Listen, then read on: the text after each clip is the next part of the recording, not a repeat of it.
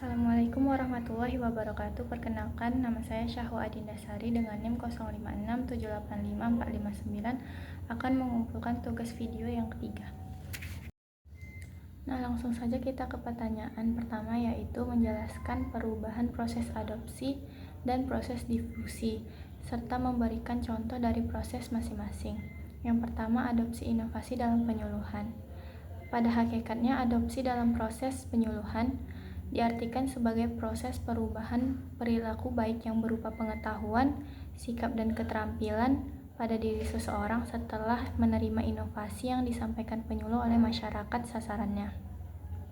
Contoh dari inovasi ini yaitu seorang petani memutuskan untuk mengganti sistem irigasi tradisionalnya dengan sistem irigasi tetes yang lebih efisien setelah mempelajari manfaatnya.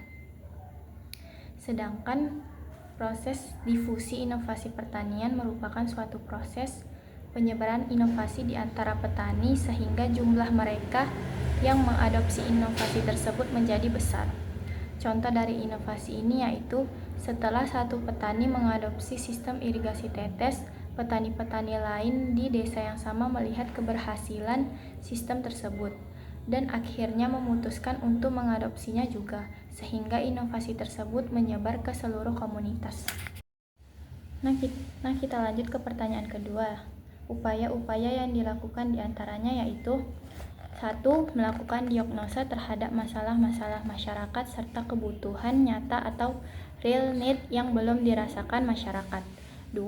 Membuat masyarakat sasaran menjadi tidak puas dengan kondisi yang dialaminya, dengan cara menunjukkan kelemahan-kelemahan mereka, masalah-masalah mereka, adanya kebutuhan-kebutuhan baru yang mendorong mereka untuk siap melakukan perubahan-perubahan. Sedemikian rupa sehingga dengan kesadarannya sendiri mereka termotivasi untuk melakukan perubahan-perubahan. 3. Menjalin hubungan yang erat dengan masyarakat sasaran. Dan bersamaan dengan itu semakin menunjukkan kesiapannya untuk membantu mereka serta membuat mereka yakin bahwa dia mampu membantu mereka untuk memecahkan masalahnya, serta mewujudkan terpenuhinya kebutuhan-kebutuhan baru tadi. 4. Mendukung dan membantu masyarakat sasaran agar keinginan-keinginan atau untuk melakukan perubahan tadi dapat benar-benar menjadi tindakan nyata untuk melakukan perubahan.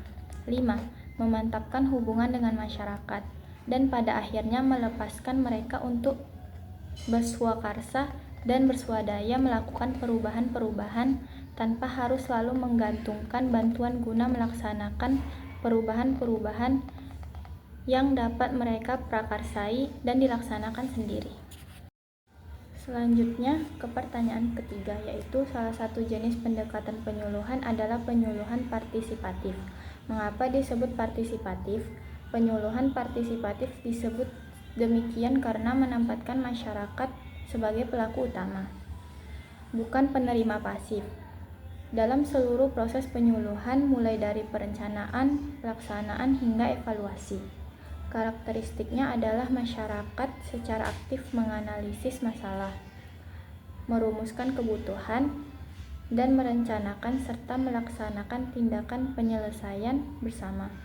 Tujuannya untuk membangun kesadaran dan kemandirian masyarakat untuk mengatasi masalah mereka sendiri. Nah, selanjutnya pertanyaan keempat, yaitu membandingkan karakteristik jenis pendekatan sistem latihan dan kunjungan atau laku dengan jenis pendekatan partisipatif bila ditinjau dari segi tujuan, sasaran, organisasi, metode, dan peran penyuluh. Yang pertama, tujuan. Di sistem laku, transfer pengetahuan, keterampilan, dan sikap dari penyuluh ke petani agar mereka mandiri mengelola usaha taninya. Sedangkan di sistem pendekatan partisipatif, pemberdayaan masyarakat dan petani melalui proses yang interaktif dan kolaboratif. Yang kedua yaitu sasaran. Di sistem laku, petani secara individu atau kelompok yang menjadi sasaran utama penyuluhan. Sedangkan pendekatan partisipatif, masyarakat luas atau kelompok petani yang terlibat aktif dalam proses penyuluhan dan pengambilan keputusan. Yang ketiga, organisasi. Di sistem laku terpusat pada penyuluh, di mana penyuluh menjadi pusat informasi dan interaksi. Sedangkan di sistem pendekatan partisipatif lebih terstruktur dalam kelompok-kelompok yang terbentuk dari masyarakat dan petani itu sendiri. Kemudian dari segi metode, di sistem laku kombinasi metode formal seperti latihan, ceramah, demonstrasi, dan kunjungan langsung atau kunjungan rumah anjang sana untuk memberikan materi secara terstruktur. Sedangkan pendekatan partisipatif berbagai metode seperti diskusi kelompok, lokakarya, studi kasus, kunjungan lapangan bersama, dan dialog interaktif. Lanjut ke peran penyuluh. Di sistem laku, peran utama penyuluh adalah sebagai edukator dan fasilitator yang mentransfer ilmu pengetahuan.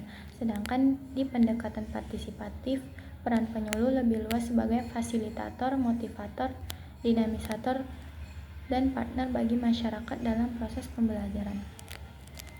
Sekian dari saya. Assalamualaikum warahmatullahi wabarakatuh.